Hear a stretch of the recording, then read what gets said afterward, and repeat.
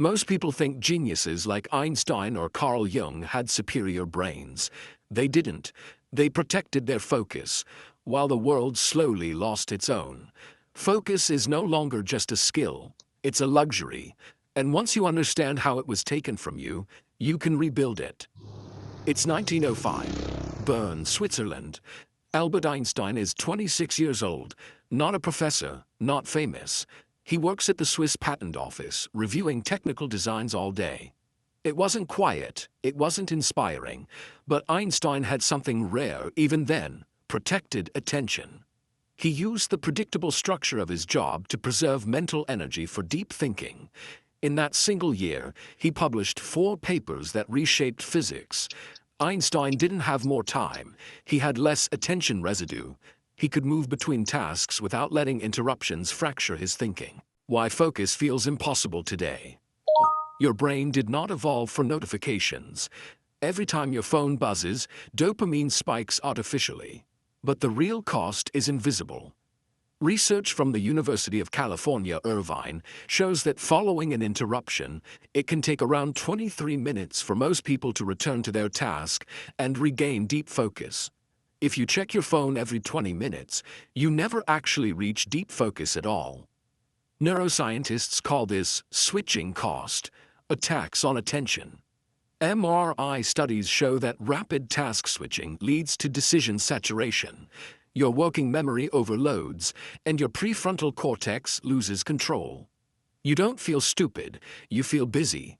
But biologically, your thinking becomes shallow. If you feel like you've lost the ability to think deeply, it's not a personal failure. It's a predictable outcome. To reverse it, you don't need motivation. You need rules. The 6 rules of deep focus. Rule 1. Strategic problem selection. Most people obsess over how to focus. They almost never ask what deserves focus. This is the core idea behind Deep Work by Newport. Depth isn't about effort, it's about leverage. Your brain cannot separate the quality of your attention from the quality of the problem. Applying deep focus to low-value tasks leaves you drained, not fulfilled. That exhaustion isn't proof of productivity, it's cognitive erosion. Focus practice.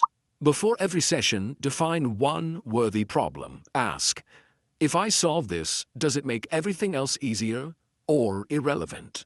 Focus is expensive. Spend it where it compounds. Rule 2. Cognitive offloading. Unfinished tasks don't disappear. They follow you. Neuroscientists call them open loops. Your brain treats each one as an unresolved threat and keeps it active in the background. This mechanism is highlighted in Stolen Focus by Johann Hari. Attention is often lost before work even begins. When your mind holds 10 invisible reminders, deep thinking never gets full access. Focus practice. Before deep work, write everything down. Messages, tasks, worries, I should thoughts. Not to solve them, to park them. A written list signals to your brain, this is safe, you can release it. Rule 3. Boredom tolerance. Focus does not begin with clarity, it begins with discomfort. At the start of any deep task, your brain experiences dopamine withdrawal, a sudden drop from constant stimulation. Restlessness is not failure, it's the doorway. Neuroscientific evidence suggests that brief periods of uninterrupted focus strengthen brain networks responsible for attention and executive control. Focus practice. Train boredom tolerance. 20 minutes. No phone, no music, no input. Stay through the urge to escape. Every resisted urge is one rep of cognitive endurance. Rule 4. Decision fatigue. Focus is metabolically expensive. Every small choice quietly drains mental energy. What to open, reply to, or check next. This is decision fatigue, the invisible drain behind modern burnout. Constant micro-decisions fragment attention until executive control collapses. Charles Darwin worked only 4 to 5 hours a day, not because he lacked discipline, but because he protected his cognitive energy. Focus practice. Automate low-value decisions. Same start time, same workspace, same first task. Save your best energy for your hardest thinking. Rule 5. Ritualized entry. Your brain doesn't follow intentions, it follows patterns. If focus starts randomly, friction stays high. Einstein understood this intuitively. Same desk, same walking rhythm, same mental entry point. Ritual replaces willpower. Professionals don't wait to feel focused. They enter focus through cues. Focus practice. Create a 60-second entry ritual. One repeated action that signals, now we go deep. Make focus automatic. Rule 6. The focus environment. Carl Jung understood something most people miss.